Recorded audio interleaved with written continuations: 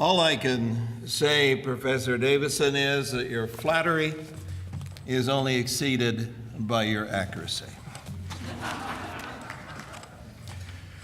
When Jim gave me this assignment, Christology in the Reformation, I thought he was joking, because quite frankly, his assignment reminded me of the world's shortest sermon. And to make sure I get it straight, I will share it with you. The orator's name evades me. He was called Wewell. I do not know when or where he gave this oration. His text, well, that was Job 5:7. It reads, "Man is born unto trouble as the sparks fly upward." And here's his sermon. I can divide this discourse into three heads: man's ingress into the world, his progress through the world, his egress out of the world. First, his ingress into the world is naked and bare. Second, his progress through the world is trouble and care. And finally, his egress out of the world is nobody knows where. To conclude, if you live well here, you'll live well there.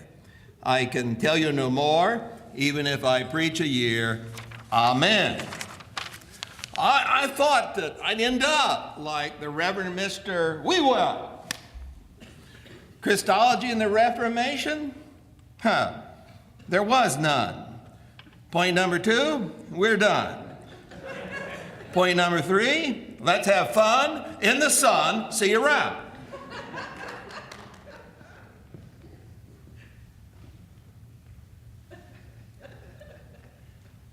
Going to have to struggle for this. Doesn't seem like there is any. Quite frankly, number one, Christology was the major concern of the early church. And the main reformers, Anglican, Lutheran, and Reformed, accepted without question the decisions of the ecumenical councils, and they recited without their fingers crossed the affirmations of the great ecumenical creeds. They had no concern to rewrite Christology. As a matter of fact, the basic Lutheran confessions, whether it's the 39 Articles or the Augsburg Confession, simply say what the church has said concerning Christ, we accept. Number 2, there was a little bit of tampering with Christology in the Radical Reformation by efforts to introduce Arianism, revive it, or what we call Unitarianism, but that didn't get very far. Dr. Servetus from Spain went to Geneva, where he was warmly welcomed, I understand. He was actually fried, as I remember. And Unitarianism really doesn't take hold until we come to 18th century America and the great secession of about a third of all the congregational churches in New England. And that was what? The fatherhood of God, the brotherhood of man, and the neighborhood of Boston. I know that's a very creative cultural current, but I don't think, Jim, you want me to talk about Unitarianism for an hour or so. And then thirdly, some say that there are Christological questions concerning the Lord's Supper. And the Lutherans and Reformed like to accuse one another of different ancient heresies. I don't see much profit in going that way, since the Lutherans and Reformed have been in intercommunion now for the better part of 75 years. And I think Queen Elizabeth got it right. It's a mystery. God spake it, so I take it, so I break it. Amen. Don't try to define mysteries. Just accept them. So, Christology in the Reformation, Jim, I thought you were my friend. But Dr. Fry, the students have paid $100 for this time, and you have a 100-page manuscript up there on the podium. You're good at snooping out lost and hidden things. Besides, a Reformation is a big chunk of time. You ought to be able to find something. Well, let's start with the Reformation. I have to give you truth in advertising. It's probably the most difficult era of church history. It's difficult, first of all, because of the terminology, and that Reformation has a double meaning. It can refer to a process, a renewal, or it can refer to a specific period of time. Europe from the birth of Luther in 1483 until the Peace of Westphalia in 1648. So it is a term that has multiple meanings. Then secondly, we need to have some truth about the chronology involved. We're dealing with 7 generations here, about 150 years or more. That's as long as it has been since what? The Mexican War? And to assume that everything going on in this period is identical or similar is not true. First and second and third generation are quite different. So we got the question of terminology, the question of chronology. We thoroughly got the issue of geography. This is the first global era of Christian history. Suddenly, the West is exploding. And while Luther is debating at Leipzig, the crew of Vasco da Gama has meanwhile gone west, and Magellan has circumnavigated the earth, and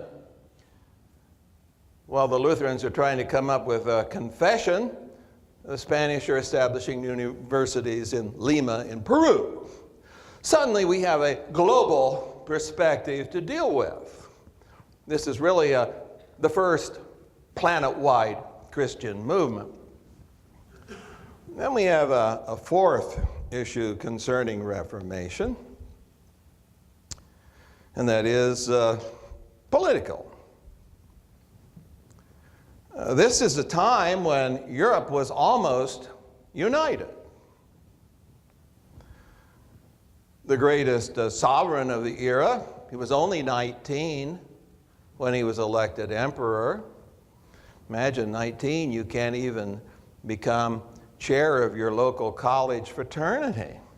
But Carlos Quintos, Charles V of Spain, was chosen emperor in 1519. And due to happy marriages by his family, it is actually true that it could be said he ruled the empire on which the sun never set. A-E-I-O-U, alles Erdreich ist Eisreich, und der Tanner, all the earth is our universe. Austria. He ruled Germany, which is the size of Texas. He ruled Spain, the new superpower. He controlled the wealth of the Netherlands, highly urbanized and commercialized. He ruled much of Italy. He ruled the Americas, as well as points in the east of Asia. So we are dealing here with another Charlemagne, potentially the person who can pull a divided Europe together and make it whole. That's what we're dealing with. Power, real political power. Then I suppose when we come to the Reformation, we have a real problem in psychology in that we look at it backwards. I'll tell you something about life. We live it forward, don't we? But we study it backward. That's a big mistake. because we assume everything that happened was inevitable. It's cut and dried. This is the way it had to come out. It's very fluid. It's in flux. It's dynamic. The law of unintended consequences was fully at play in that century as it is in ours. We don't know where we're really going or what's going to happen as a result of the choices we make, and neither did they.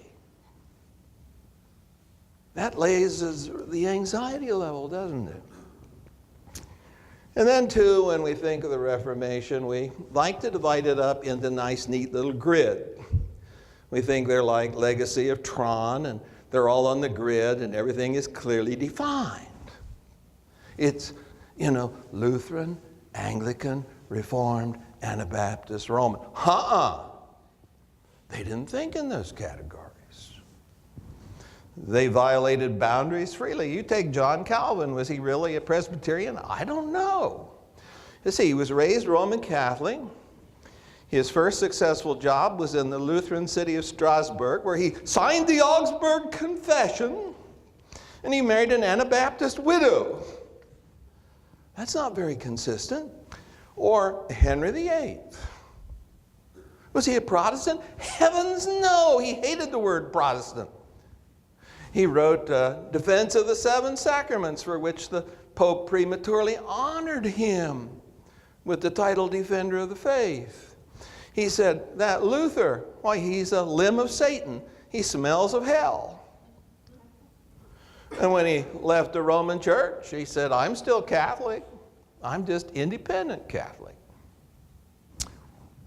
Or we think Melanchthon, great Lutheran confessor, during the Leipzig Interim was willing to accept reunion with the Church of Rome, drew up a plan by which the Pope could actually be head of the Church once more, was also accused of being a closet Calvinist, having sold out everything to Geneva. That's a wonderful man, that you can be both a closet Catholic and a closet Calvinist at the same time. What I'm trying to assert is that our rigid confessional lines don't exist. Things are fluid. Everyone said, well, what about Luther telling off Zwingli? Well, trust me, John Calvin had a lot of worse things to say about Zwingli than Luther ever did. And in 1536, the German Lutherans and the Swiss Reformed agreed at the Wittenberg Concord on communion. It's not cut and dried by a long shot. It's all mucked up, I'm sorry, as life really is. We don't live in little boxes unless we're dead and full of formaldehyde and 6 feet down. Real people grow, change. It ain't a river unless it's flowing. And then we have another problem with the Reformation, and that is we assume that we have to hate one another. I about ready to quit Winebrenner my first semester here when a young lady came up to me in church history and said about Roman Catholics, don't you just hate them? I don't hate Roman Catholics. I love them. I love Baptists too, and Presbyterians, and Congregationalists. A Christian's not supposed to hate anybody. And what we need to remember is the Reformation began before Luther and before Zwingli and before Calvin, and there was enormous energy turned loose in the old church long before Luther posted 95 Theses. How do you explain Ignatius Loyola, one of the most godly men who ever lived? Or John was talking about mysticism. How do you explain St. Teresa of Avila? How do you explain the wisdom of Erasmus? No, Protestantism actually reflects the bubbling over of the reforming energies that were already present in the church.